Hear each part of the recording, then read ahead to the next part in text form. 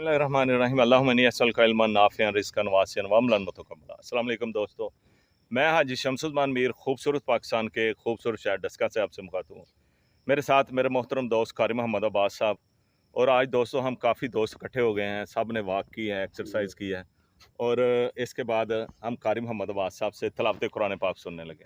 अऊज़ु बिल्लाहि मिनश शैतानिर रजीम बिस्मिल्लाहिर रहमानिर रहीम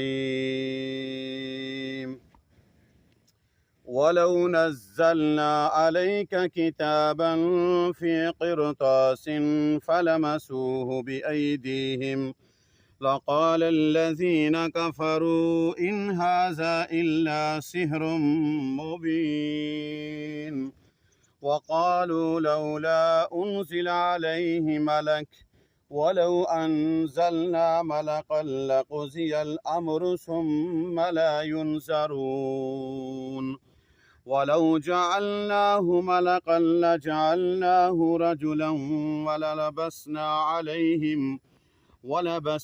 अलैहिम मा यल्बिसून वलक़द इस्तुहज़िअ बिरुसुलिम मिन क़ब्लिक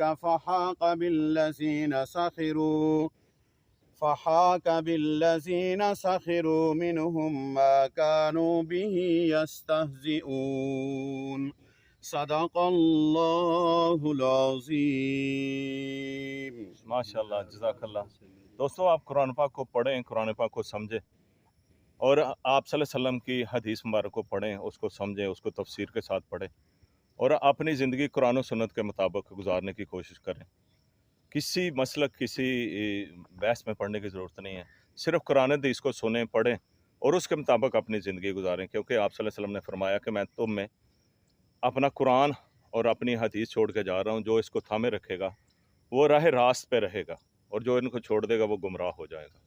तो मेरी दुआ है कि अल्लाह पाक हमें अपनी कुरान हदीस के मुताबिक ज़िंदगी गुजारने की तौफीक अता फरमाए और जो कुछ पढ़ा लिखा है, जो कारी साहब से सुना है, अल्लाह पाक को उस पर अमल करने की तौफीक अता फरमाए और अल्लाह पाक हमारा ये पढ़ना कबूल फरमाए। अपना बहुत ख्याल रखिएगा। अल्लाह मेरा और आपका हमें नासर हो।